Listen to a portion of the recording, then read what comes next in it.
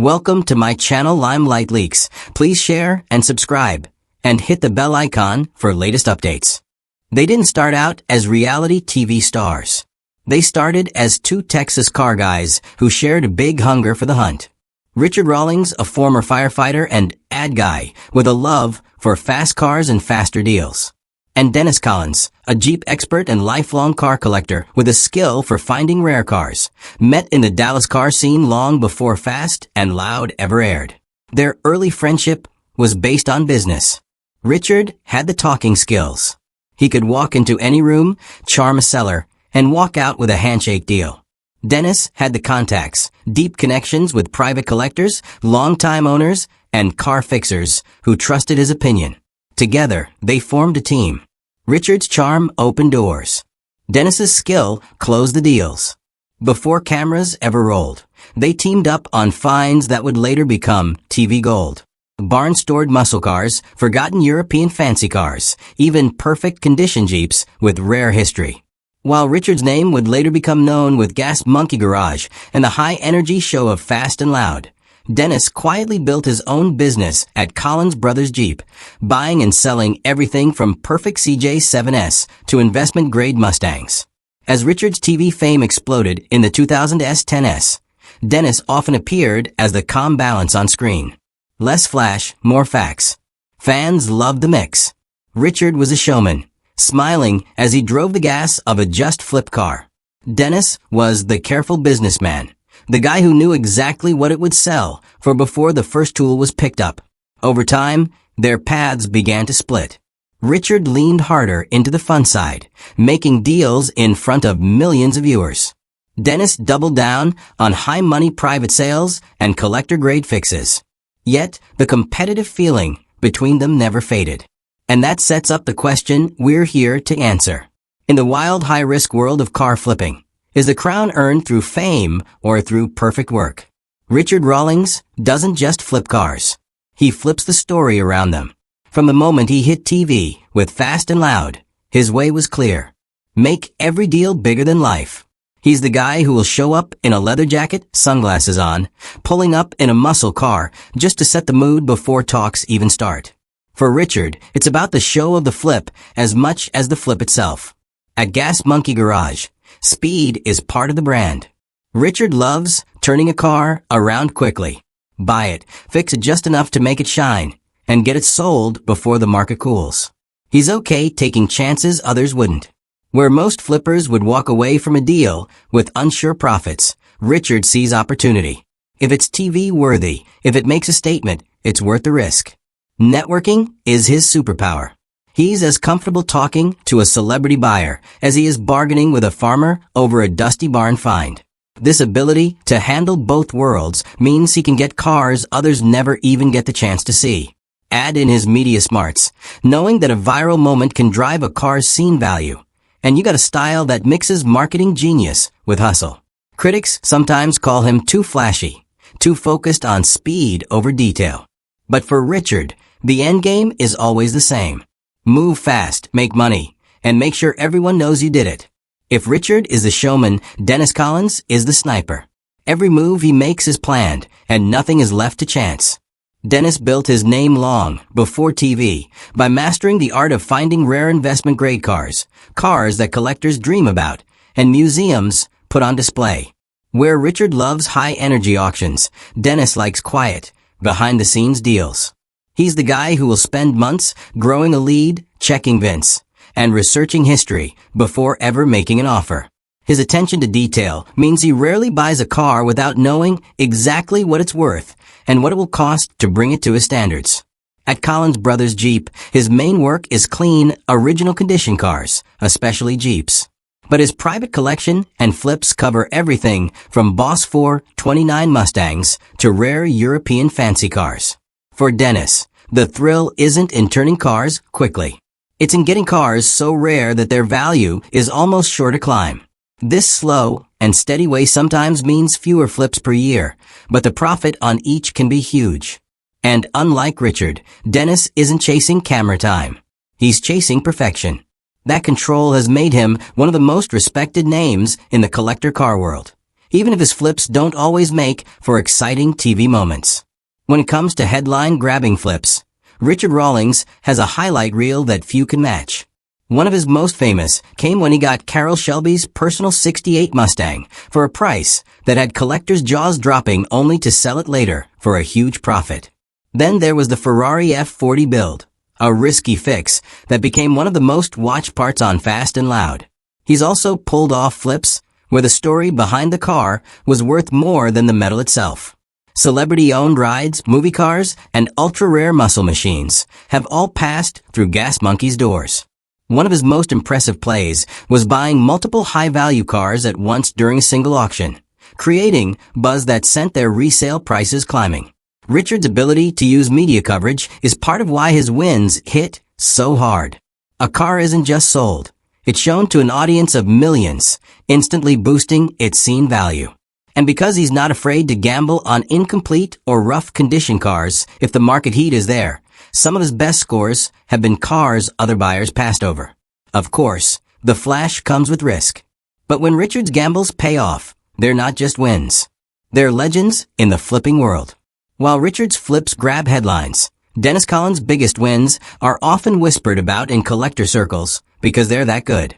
One of his most legendary scores was finding a perfect one-owner 1969 Boss 429 Mustang hidden away for decades, complete with original papers and matching numbers. That single find became a benchmark for barn find perfection.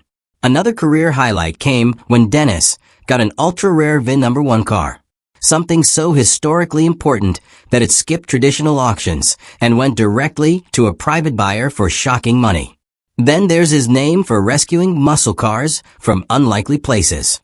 A 1970 Hemi Cuda found sitting behind a shed, a pair of untouched Shelby GT500S found in a warehouse, and even a batch of rare AMCs bought in one swoop, each turning a big profit. What makes these wins so powerful is Dennis's ability to spot undervalued cars before the market catches up. He's often ahead of trends, scooping up models that aren't yet on every collector's radar, then selling them when demand peaks.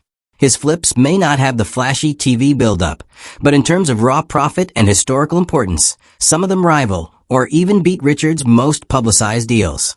For Dennis, every major win makes his brand stronger as a precise buyer who doesn't just get lucky. He creates his luck through patience, research, and connections. If you want to see the difference between Richard Rawlings and Dennis Collins, in one word, it's risk. Richard loves it. He'll buy a car he hasn't fully checked. If the story is good enough and the resale potential high, he's willing to bet that even if the numbers don't work perfectly on paper, his ability to market, hype, and sell will make up the difference. This go big or go home mindset fuels his biggest wins, but also his occasional losses. Dennis, on the other hand, treats risk like a controlled test. Every purchase is backed by data, auction history, expert checking, market trends. He rarely makes a move without knowing his worst-case scenario. And because of that, his downside losses are tiny. While Richard might flip 10 cars in the time Dennis flips one, Dennis's odds of making a profit on that one are almost certain. This difference in tolerance shapes their plans. Richard plays the volume game, moving lots of cars fast, accepting that some will miss the mark. Dennis plays the sniper game, holding fire until the perfect target appears. And it's a classic battle between the gambler and the planner. And it's why comparing their success is more complicated than just looking at profit sheets. For all their success, both Richard and Dennis have had flips that flopped. For Richard, one of the most infamous missteps came when he bought a high-profile build that was supposed to be a quick turnaround for TV. The car's mechanical problems proved far worse than expected. Deadlines were missed, and by the time it sold, the profit margin was razor-thin, if not negative. Critics pointed to his speed over scrutiny approach as the problem. Dennis's losses tend to be quieter, but no less painful. One memorable example involved a too-good-to-be-true barn find package deal that turned out to be a nightmare of rust, missing parts, and incorrect papers. While he saved some value by parting out the cars, the time, labor, and resources sunk into the project far outweighed the returns. These failures show the double edge of their styles. Richard's high-speed, high-risk deals can spiral quickly if the market shifts or hidden problems surface. Dennis's calculated buys protect him most of the time. But when one does go wrong, the sheer investment of time and research makes the loss sting even more. In the end, their mistakes don't define them, but they do prove that even the best in the business aren't safe from the brutal realities of car flipping. In car flipping, knowledge is power, but connections are money. Richard Rawlings' network is powered by fame. As the face of Fast and Loud, he's got instant name recognition. Auction houses roll out the red carpet. Celebrities call him directly when they want to sell. And media outlets are quick to cover his big deals. This visibility creates a constant pipeline of potential flips, even if some come with inflated price tags, because sellers know they're dealing with a high-profile buyer. Dennis Collins' network is quieter, but in many ways more exclusive. He doesn't need a TV camera to get into private collections because he spent decades building trust in the tight-knit world of serious collectors. When a rare Hemi Cuda surfaces or a first-year Mustang Shelby is coming up for sale, Dennis often hears about it before it ever hits the market. His contact list is filled with old-school dealers, retired racers, and lifelong car hoarders who would never pick up the phone for a stranger, especially not one with a TV crew. Richard's fame brings in volumes, but Dennis's relationships bring in unicorns. One could argue that Richard's reach is broader, but Dennis's is deeper. And in a business where the right deal can make or break a year, having first dibs on the rarest iron can be the ultimate advantage. But when you strip away the personalities, the showmanship, and the style differences, the scoreboard comes down to numbers. Richard Rawlings has flipped hundreds, if not thousands, of cars over his career, many for quick mid-range profits in the tens of thousands. His volume approach means his total revenue is staggering, and his brand deals, merchandise, and Gas Monkey Garage spin-offs add even more to the pot. Dennis Collins' numbers tell a different story. He flips far fewer cars annually, but the profit per deal can be massive. A single sale, like a rare Shelby or a VIN number 1 classic, can bring in 6 figures on its own.